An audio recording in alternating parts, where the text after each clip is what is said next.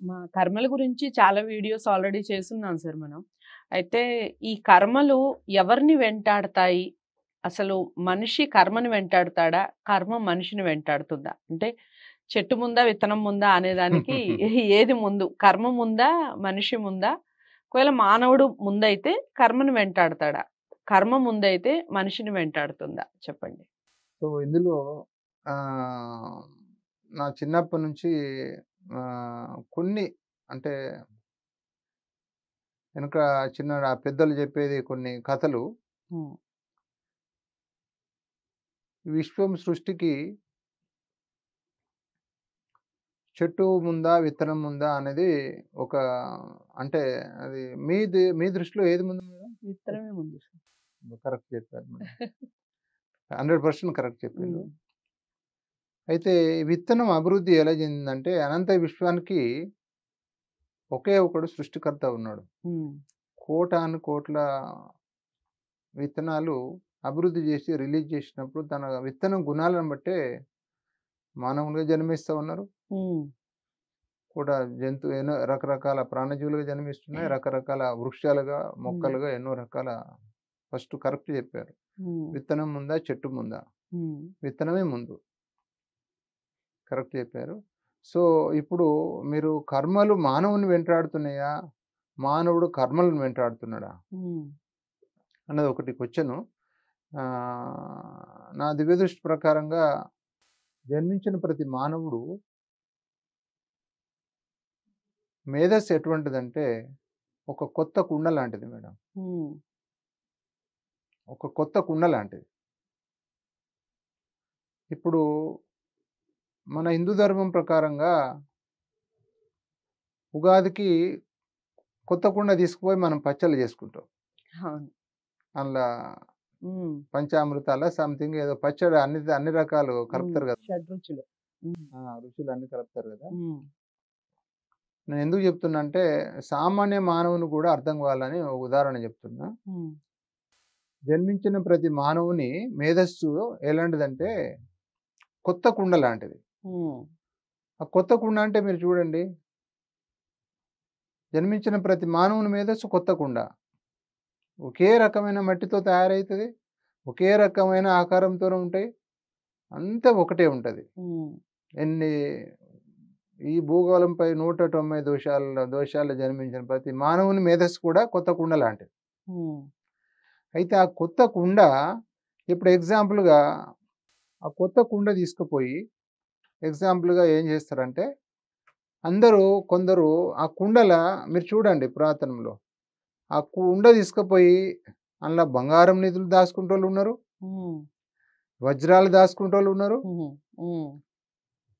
అది తీసుకుపోయి ధాన్యాలు దాసుకుంటోళ్ళున్నారు. ప్లస్ అది తీసుకుపోయి చెత్త పోసేటోళ్ళున్నారు. హ్మ్. అది తీసుకుపోయి మట్టి పోసే వాళ్ళున్నారు. అది తీసుకుపోయి పెండ పోసే వాళ్ళున్నారు.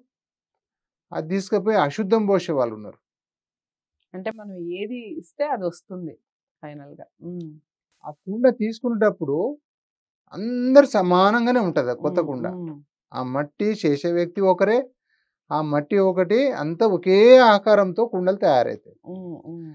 కానీ ఆ కొత్త కుండ తీసుకపోయిన వ్యక్తులు తమ కర్మానుసారము ఈ మేధస్సు కొత్త కుండ లాంటిది. హ్మ్. తమ కర్మానుసారము ఆ కొత్త కుండలో అత్యంత పవిత్రమైన వజ్రాలు నింపేటోళ్ళున్నారు. ఓకే. అదే కుండను కొందరు పెండరింపే వాళ్ళు కూడా ఉన్నారు. హ్మ్. కొందరు వజ్రాలు, కొన్ని బంగారము, కొన్ని మట్టి, హ్మ్. కొందరు చెత్త. హ్మ్. మీరు చూడండి, జన్మించిన ప్రతి మానవుడు ఐఏఎస్ కావట్లేదు, హ్మ్. ఐపీఎస్ కావట్లేదు, డాక్టర్ కావట్లేదు, అవును. కోటీశ్వరుడు కావట్లేదు, బీదవాడు కావట్లేదు, నటుడు కావట్లేదు, అత్య అంతకుడు కావట్లేదు. ఎగ్జాంపుల్ చెప్తున్నా నేను. జన్మించిన ప్రతి మానవుడు తమ కర్మలకు లోబడి జన్మిస్తున్నాడు. తమ కర్మలకు లోబడి ఒక కొత్త కుండలో అదే కొత్త కుండలో వజ్రాలు కూడా దాస్తుండ్రు. అదే కొత్త కుండలో బంగారం, అదే కుండలో పెండ, అశుద్ధం రకరకాలు నడుస్తున్నాయి. రైట్. ఫస్ట్ మీరు అడిగిన క్వెషన్‌కి ఏందంటే, కర్మలకు లోబడి ఈ కుండలో పదార్థం రింపినట్టుగా కర్మలు వెంటాడి కుండలను ఆటాడిస్తున్నాయి. ఓకే. అంటే మీరు అడిగిన క్వశ్చన్ సింపుల్‌గా జన్మించక ముందు నిర్ణయించిన కర్మలు జన్మించిన తర్వాత తూచా తప్పకుండా వెంటాడి అమలు చేస్తాయి మేడం. ఓకే. కర్మలు మానవుని వెంటాడుతున్నాయి. అయితే భగవంతుడు ఒకటి మీకు అద్భుతమైన మాయా శక్తి ఇచ్చాడు మానవునికి. హ్మ్. ఏది మంచిది, ఏది చెడ్డదని. హ్మ్.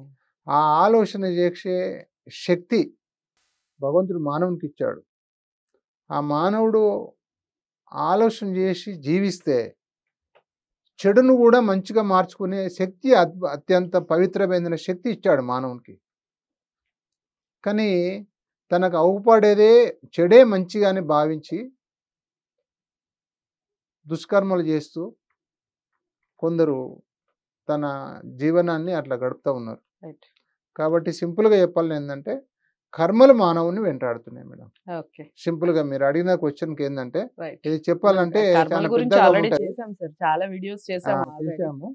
సో ఇప్పుడు కర్మలే మనిషిని వెంటాడుతూ ఉంటాయి. ఇప్పుడు నేను ఎగ్జాంపుల్‌గా కొత్తకుండా ఎగ్జామ్‌లో చెప్పాను.